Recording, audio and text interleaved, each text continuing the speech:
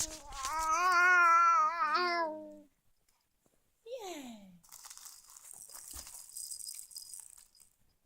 Baba Betsy, everybody. Yes, sir, yes, sir. 3 bags full. 1 for the master and 1 for the day. And 1 for the little boy who lives down the lane. Yay! Like that one. I've been running a childcare business from home for the last 10 to 12 years. And I've loved every minute of it, being with children. But mid-August 2015, there was an unusual occurrence in the house, which brought all the children to tears. I had 4 children in my care who were around about 18 months of age and under. The process of parents dropping the children off in the morning and picking them up in the afternoon was always quite drama-free. And they were very settled children. I didn't have any screamers. But this one day, at the usual time of 4 p.m, for this parent to pick up her child was slightly different. I had just washed my hands, and I was drying them as I walked towards the children, who were huddled playing with some blocks on the floor, and they were approximately 2 meters away.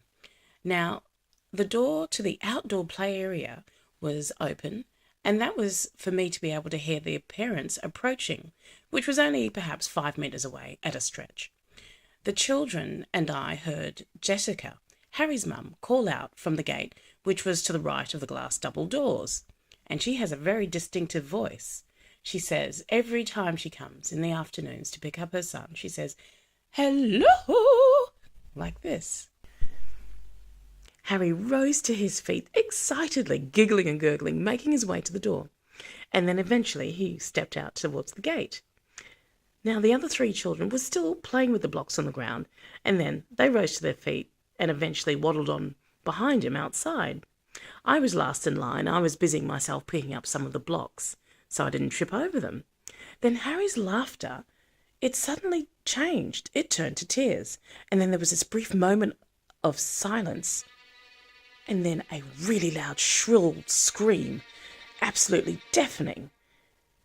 I stepped towards the door, and there he was at the gate with the other babies, and he buried his face into his hands. And I thought, oh, that must be because he's upset his mum's not standing there. He must be upset.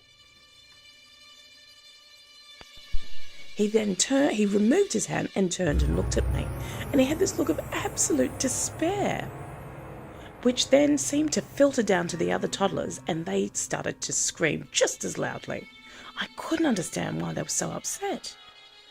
So anyway, I went outside and I looked at the gate and looked around the corner of the house. I couldn't see Harry's mum anywhere.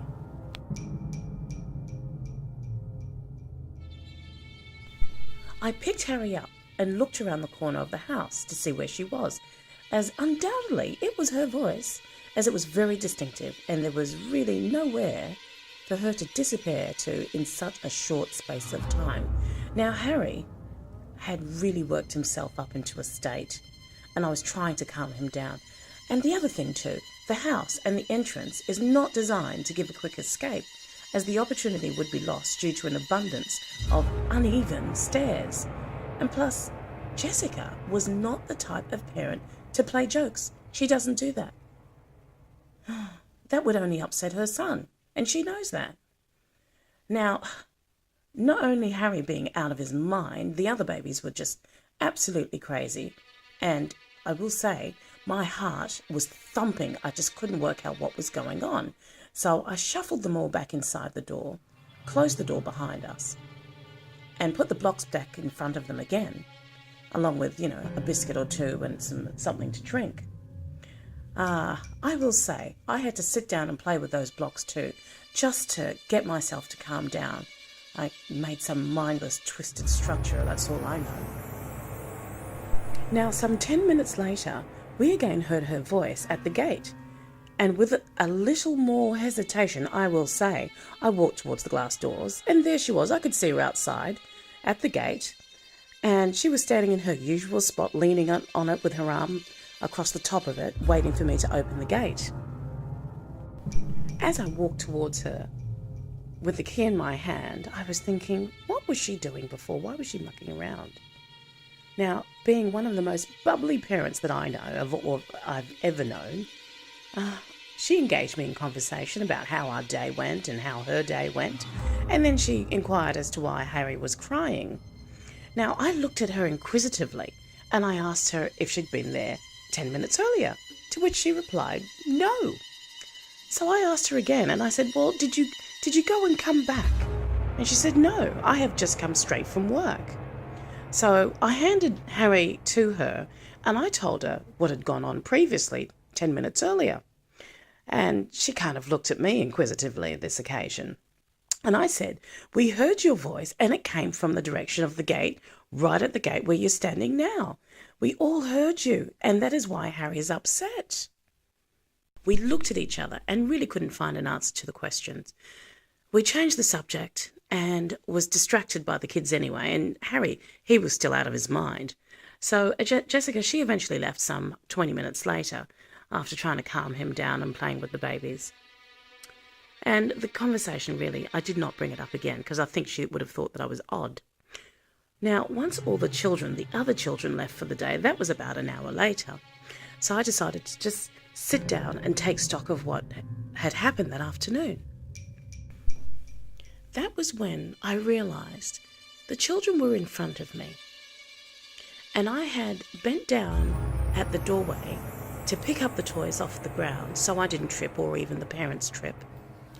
And that was when I was down closest to the ground and I could see a shadow, a very long shadow and a very wide shadow coming from the gate area. At first I didn't worry about it.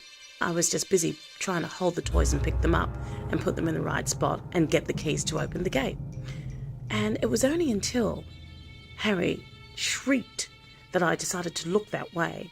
And I then sort of now realised that when I was looking at the gate, I saw nobody there. But yet, there was a shadow on the ground. That didn't make sense. I came to the realisation that Harry and the other babies saw something at the gate, but yet I couldn't see it. I could only see the shadow on the ground. I couldn't see it at the gate.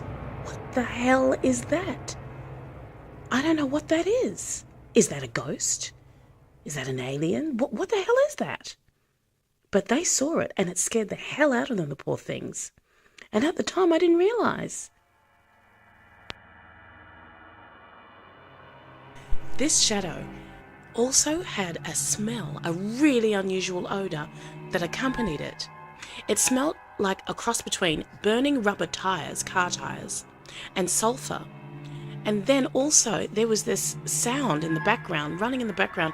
It sounded like bees buzzing, but it was like a dull sound, as though you were to press your ear against the wall and it would be on the other side of the wall.